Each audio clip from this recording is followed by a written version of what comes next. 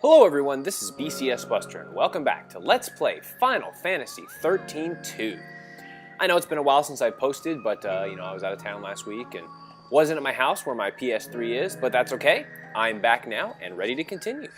Last time, if you remember, we got a couple of new monsters on our team. We got the Amano Jaku, which is a good synergist. I'll boost up the synergist a little bit more as we go along. But more importantly, we got the Albino Lobo, which is an excellent Ravager. Its stats boost really quickly. As you can tell, he's already doing really well. I do want to do one thing before we go on, though. I do want to give him some new abilities. So I want to fuse him with the Yaschas Massif. And what that can do, when you do that, yeah, he can gain fire ability. So let's go ahead and do that. So now, if you look at his stats, well, first off, he can cast Vigilance when his HP is low. So that's pretty good. But he can cast Fire, Blizzard, and Thunder, which is really nice. Eventually we'll be able to learn some wind elemental attacks for him, but that's what we can do for right now. So yeah, we're doing pretty good. Now, we could go through that gate right there, but there's one other thing I want to do. There's one more gate I want to investigate before we get out of here. There's one more gate that we can do. And you could go back and do this later, but I want to do this now, just because we can.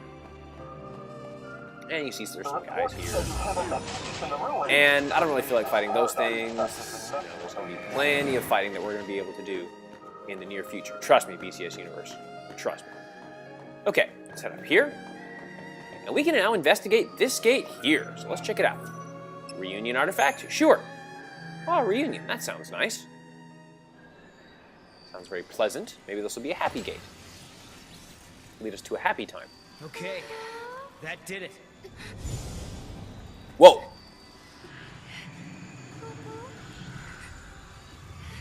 Sarah? Tell me you're having visions. Oh, no. Just staring into space. Oh, okay then. Let's get going. Okay. And away they go. Sarah, you're a terrible liar.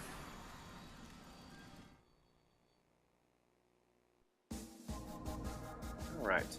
And now, for doing that, we've opened up the Sunlit Waterscape. But we're not going to go there just yet. I just wanted to open that area. So one thing that's cool about the... Human society continues to develop. Machines once run by the fal'Cie are now powered by human technology. Driving the progress is the Academy, which has grown to take a leading role in affairs of state. Under its young leader, the Academy is working to solve the paradoxes that warp the surrounding space-time. At the heart of the distortions is the Yaschas Massif, its skies darkened by a perpetual eclipse. Interesting. This is where we want to go next. So let's go ahead and go there. What I was going to say is, the thing about gates is, whenever you enter a gate, you're automatically taken back to the Historia Crux. So you don't have to necessarily go through a gate to get to the next place. It's kind of like in Chrono Trigger when you eventually go through a gate and you're automatically sent to the end of time. Now that doesn't happen at first, but that happens later on in the game. And in this game, it's the end of time all the time, I guess the Historia Crux is.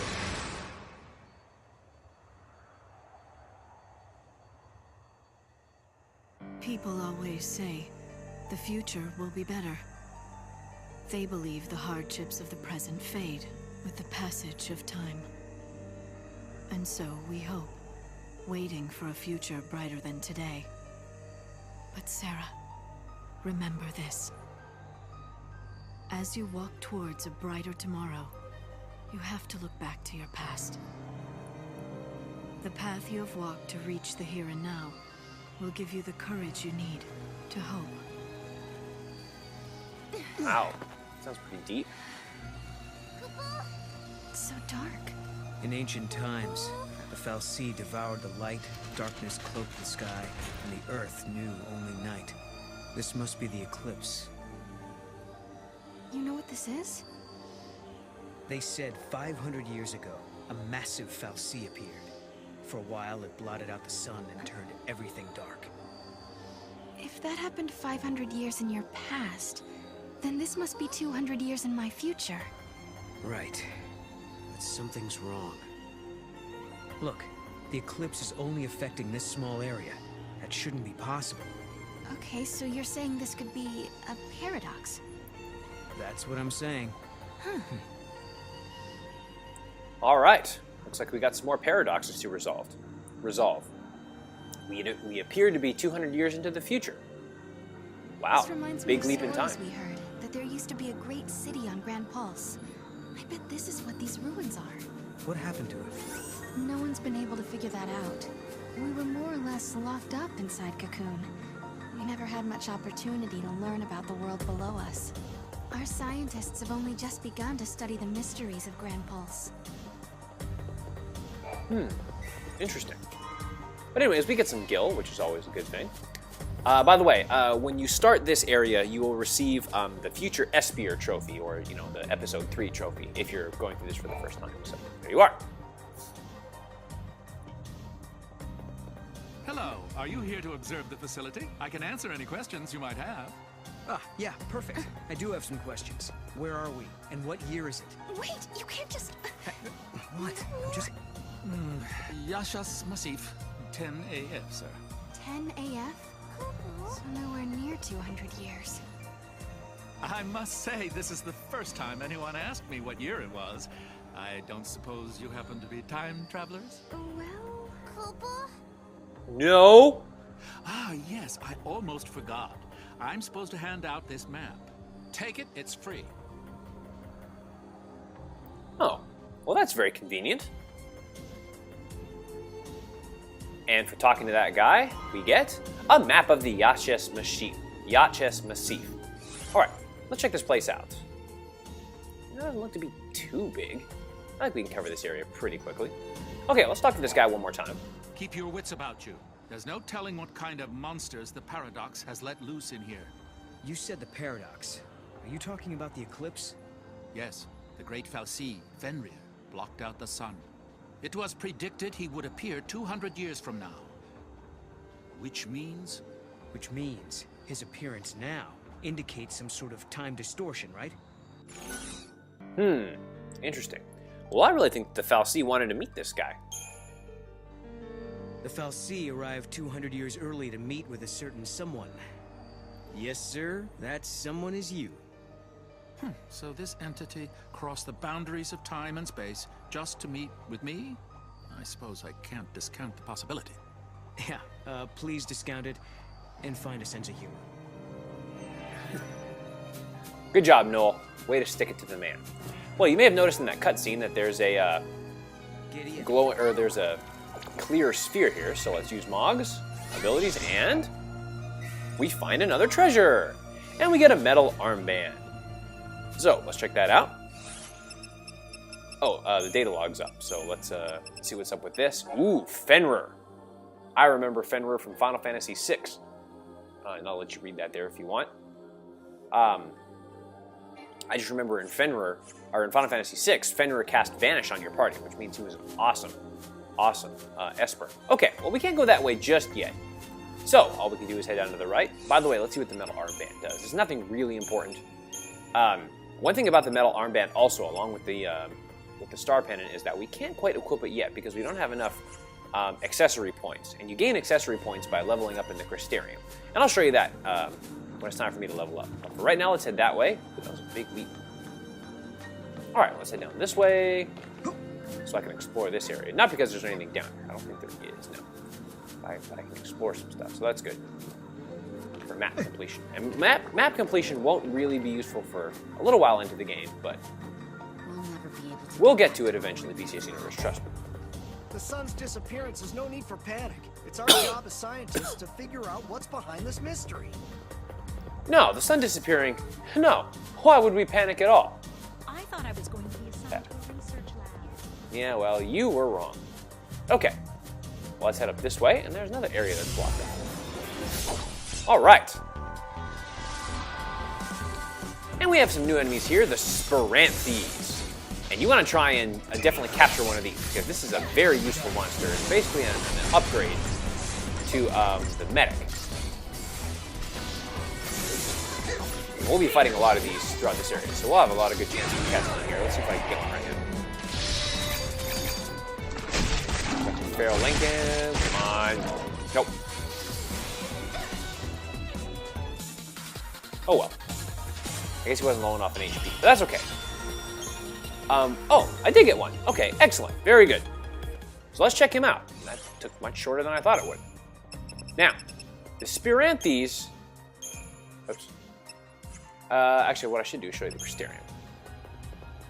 Now, the deal with the Spiranthes is item collector, which means that you increase the odds of obtaining rare items after battle, which is very useful. However, he's not quite leveled up to where I want him to yet. So eventually what I'm going to do is I'm going to get my Kate Sith going, and I want him to learn just a few more abilities. And then once he's learned some abilities, like you go here. So once he learns some abilities like Curasa, I'll probably fuse him into the Spiranthes. And because the Spiranthes, you know, he's got some abilities. So he just Cure, but he also apparently learns, he learns Raise really fast. So I want to fuse them together, and then we'll have a really good medic. But I can't do anything about that yet because I don't have any parts to do that with yet. But, yes, I remember this area. Okay, and now we can run into the behemoths. All right, this is a dangerous I recommend area. walking along the path of the searchlight. Most monsters hate light and will do anything to avoid it. Okay, so the monsters don't like light. So what are we going to do? Well, we're going to naturally run in the dark. So why wouldn't we do that?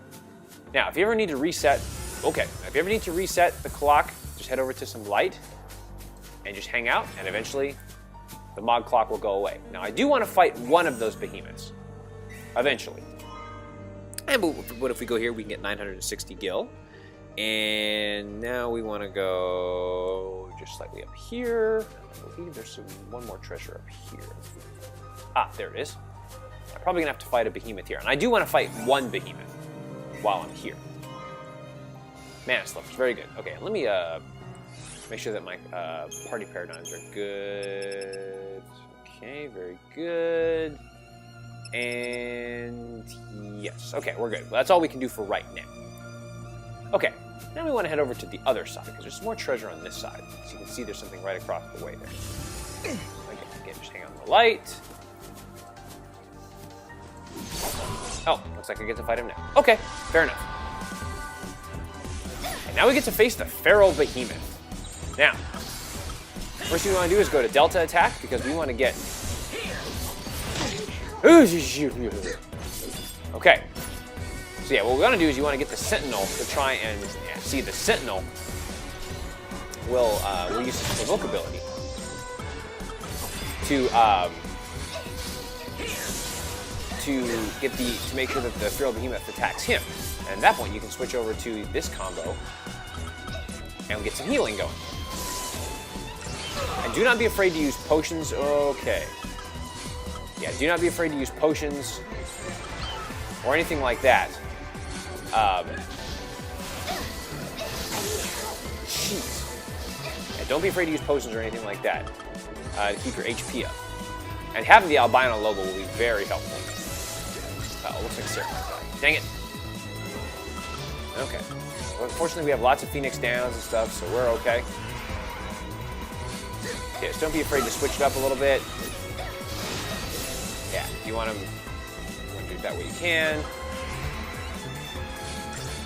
Yeah, we really want to try and stagger this guy as quickly as possible.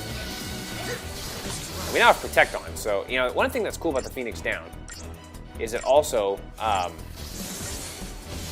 gives you Shell and... Alright, there we go. Aggression. It also gives you Shell and Protect, which is nice. Yeah, and then as soon as he gets staggered, he's pretty easy after that point. Oh, almost got it. Oh well. Ooh, see, one thing I do like about fighting those things, though... Well, oh, you get the Behemoth Fang. That's one thing. And the second thing is they can also drop slivers, which is very nice. I like that. Okay, now if we go over here, we can find... And we get some mana bolts, which is nice. And now we want to go... Let's see, there's one more chest we can get. And I believe it's over here. So we can find one more chest.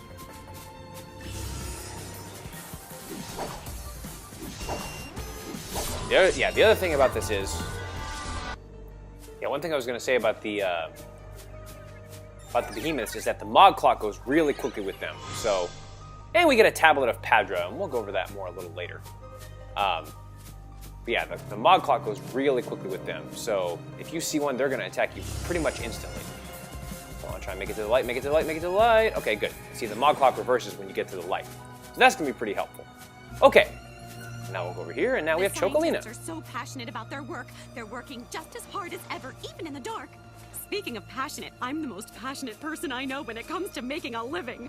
And on that note, please peruse my passionately promising pick of pieces. Well, you've got a lot of energy for someone who's kind of in the dark. Anyways, we want to buy a Lunar Stinger and a Volatile Spark. Oh, no, just one. There you go. Good. And that's some upgrades for them.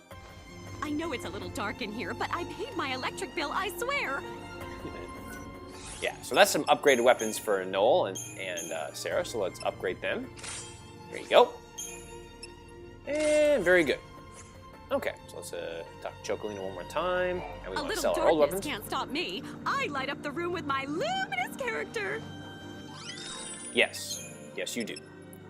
Okay, so we want to sell our Meteor Blaze because we don't need that anymore. And our Howling Soul, we don't need that anymore. And now we're good. Sorry, BCS Universe, I've come up with a cold there. Dark. Okay, we know you paid the electric bill. That's very cute. Okay. That building over there is part of the Padra ruins. You should take a look around if you have the time. And we will. We'll go do that eventually, for sure. But right now, let's take this chest here. And we get a Scars Gate Seal, which will be useful when we go back to the story of Crux. Let's head over to the light here. Actually, let's take this chest first. And we get some Gasol Greens. Very good. Okay, I think I can make it out of here. And, okay, and we've made it out. Whew. Man, that was close. One thing I also did, nope, I don't want to go here. One thing I also did to make it easier was I set up the Delta attack as my default paradigm. By the way, you can push the square button to set up your default paradigm. I think I went over that before, but I usually like the double Rav commando combo so we can quickly get the chain gauge going, and then switching over to triple Rav. Oh, looks like I'm going to fight some new enemies here. Maybe? There you go. And we got some more new enemies here, the Mandrake. You want to take this thing out kind of quickly. They are annoying. More of magic users though, so magic attacks are good. Switch over. Yes. Whew, look how much damage we're doing. I think he might be, I thought he might have been weak to lightning, but yeah, that albino logo, man, that thing just kicks their ass. Look how much damage. That's awesome. Okay, got a Red Assault going. Finish this thing off. There you go. And no problems there. And we get some remedies, which are kind of cool. Okay, so we can't go that way yet either. There's a lot of areas that are blocked off. And we get some Morgil. Won't be that useful right now, but it will be a little bit later. Okay, let's see. I thought there was somewhere along here. Well, I think, actually, if you go here, is that where it is? Yeah, okay. Oh. Dang it.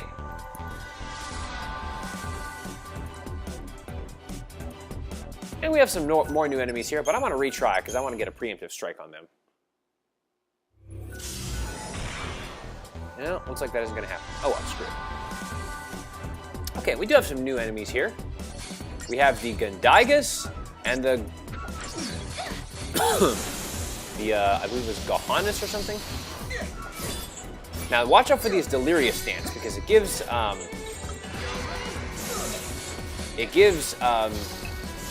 the enemy there bravery, which bravery that increases their attack power. So that can be kind of deadly if you're not careful.